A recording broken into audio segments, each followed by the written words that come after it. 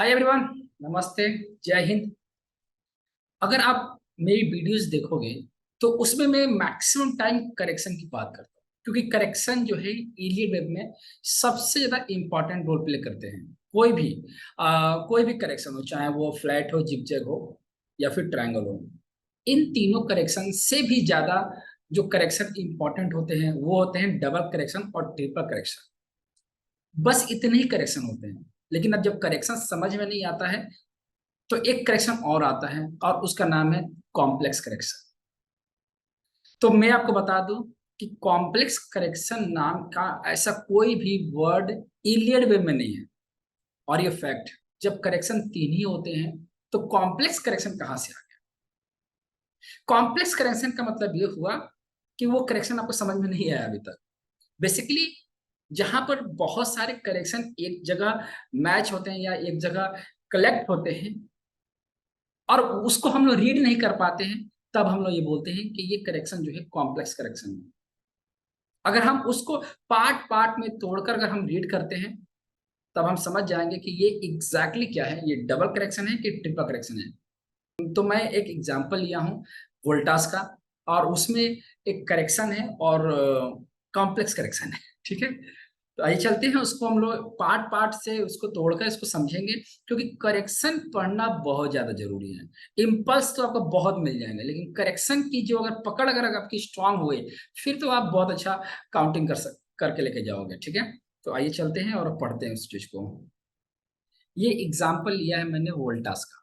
ठीक है, तो अगर आप यहाँ से इस पूरे चार्ट को देखोगे तो यहाँ से जो फॉल आया है, ये फॉल स्पीड में आया और तकरीबन 5-6 कैंडल के आसपास आया है। तो इस पॉइंट को मैंने ए कंसीडर किया है। उसके बाद प्राइस जो है बी की तरफ गया। तो जब ए बन जाता है ना, तो बी डिसाइड करता है कि सी क्या होगा, या फिर कौन सा करेक्शन जो है फॉर्मेशन में आएगा। अगर बी जो है 61% या उससे ज्यादा होने लगता है तो ये पॉसिबिलिटी हो जाती है कि ये जो पैटर्न बनेगा वो फ्लैट करेक्शन के आसपास का बनेगा। तो ए जो होता है, ए में अगर 3 मूव है तो बी आपका 61% या उससे ज्यादा जा सकता है, और जाता भी है। ठीक है, लेकिन आपको बहुत ही रेयर है कि बी जो है आपको बहुत स्लो मिलेगा फ्लैट करेक्शन में, क्योंकि बी जो है फ्लैट करेक्शन में बहुत ही स्पीड में होता है। लेकिन अगर बी ज्यादा टाइम पीरियड लिया तो कितना टाइम पीरियड ले सकता है? तो वो ए का मैक्सिमम 10 टाइम्स ले सकता है। ठीक है, तो अभी ये ए बना और यहाँ पे जो बी बना है ये मोर देन 81.2% है। मतलब आप ये बोल सकते हो कि नियर अबाउट तो 90% है। और ये जब 90% है और ये देख रहे हो कि ये स्पैंड करते हुए, मतलब ये बहुत ज्यादा ब्रॉड में बन रहा है, तो इसको स्पैंडिंग लिमिटिंग ट्रायंगल बोलते हैं। तो जो बी है आपका स्पैंडिंग लिमिटिंग ट्रायंगल में बना का फॉर्मेशन बना हुआ है। ठीक है, यहाँ से काउंटिंग किया मैंने, इसको ए, इसको बी, इसको सी, इसको डी और इसको ई। और ये पांचों स्पैंडिंग लिमिटिंग ट्रायंगल में सब में 3-3-3 का मूव है। ठीक है, तो ये परफेक्ट स्पैंडिंग लिमिटिंग ट्रायंगल का फॉर्मेशन है। तो अब अगर बी ने टाइम ले लिया तो ए ने जितना टाइम लिया है, ध्यान रखना, ए ने जितना टाइम लिया उतने ही टाइम पीरियड में आपका सी बनेगा। ये ध्यान रखना।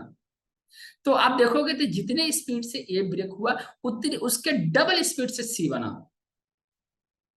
ठीक है, और जब ए कंप्लीट हुआ और बी कंप्लीट हुआ तो इस प्रोसेस को, इस पूरे मूव को हमने रखा है फ्लैट करेक्शन। और ये flat correction normal flat correction है, क्योंकि ये 261% नहीं गया है। ठीक है, तो ये ए, इसको बी और इसको सी बनाते हुए फ्लैट करेक्शन बन गया और ये डब्ल्यू में कंप्लीट हो गया। डब्ल्यू का फॉर्मेशन हो गया। ठीक है, डब्ल्यू बन गया।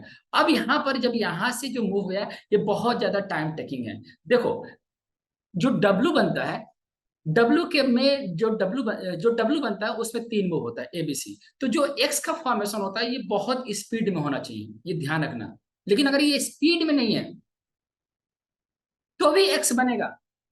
उस केस में आपका जो वाई बनेगा वो लंबा बन जाता है। ठीक है, तो आप देखोगे तो यहाँ से जो स्पीड की जो ये मूव गया है, ये नियर अबाउट 38.2% के आसपास है। तो ये बहुत ज्यादा टाइम टेकिंग ले लिया, मतलब जितना सी ने टाइम लिया उससे कई गुना टाइम हमने टाइम पीरियड ले लिया एक्स को फॉर्मेशन एक्स बनने में, तो बहुत ज्यादा टाइम ले लिया। तो इस पूरे मूव को हमने ए एक्स कंसिडर किया है, ठीक है। तो ये डब्ल्यू हो गया और ये एक्स हो गया। उसके बाद क्या बनेगा, वाई बनेगा। अब इस वाई में हमें तीन मूव चाहिए, तो इसको ए, इसको बी और इसको सी करते हुए जब मैं देख रहा हूँ कि अगर सी बना रहा हूँ तो इसमें 5 मूव है, तो परफेक्ट एबीसी बना हुआ है वाई में, ठीक है। तो अब देखेंगे कि इसमें ए बना, ये आपका डब्ल्यू हो गया, ये आपका एक्स हो गया, अब इसका वाई हो गया। तो ये आपका एक डबल करेक्शन जो है कंप्लीट हो चुका है। फेयर है ना। तो जब भी डबल करेक्शन या ट्रिपल करेक्शन कंप्लीट होता है उस केस में जो स्पीड बनता है, मतलब जो रिवर्सल आता है जिसको हम लोग बोलते हैं सेकेंड स्टेज या थर्ड स्टेज बोलते हैं। ये ध्यान रखना कि डबल करेक्शन के बाद या ट्रिपल करेक्शन के बाद हमेशा सेकेंड स्टेज या थर्ड स्टेज आती है मार्केट की, और वो बहुत स्पीड में होता है, ठीक है। तो यहां से देखोगे तो यहां से यहां तक जो मूव गई ये स्पीड में गया और ये बी बना। तो इसके बाद जो फॉल आया है ना, ये तकरीबन 100% है और बहुत ज्यादा कॉम्प्लेक्स में आया है, बहुत ज्यादा टाइम टेकिंग लिया है।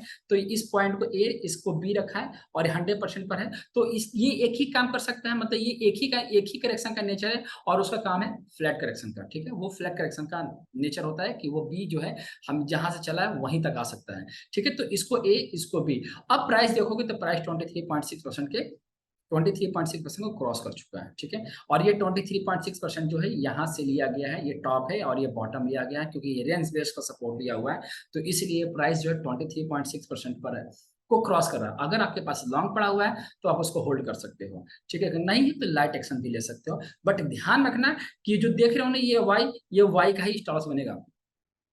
ये ध्यान रखना, अगर स्टॉप कटता है तो आपको बाहर होना पड़ेगा। अब नहीं कटता है तो ये आपका ए और बी और ये फ्लैट करेक्शन में, अगेन ये फ्लैट करेक्शन में इंटर करेगा। और मुझे पूरा विश्वास है कि ये कम से कम 50% और मैक्सिमम जो है 61.8% का हाई ये लगा सकता है इन फ्यूचर में। तो अगर आपके पास वोल्टास है तो ये आप यहाँ तक के लिए रेट कीजिए, मतलब ज्यादा से ज्यादा 1047 और 1120 तक जो है रेट जा सकता है और आप इसको होल्ड कर सकते हो, ठीक है।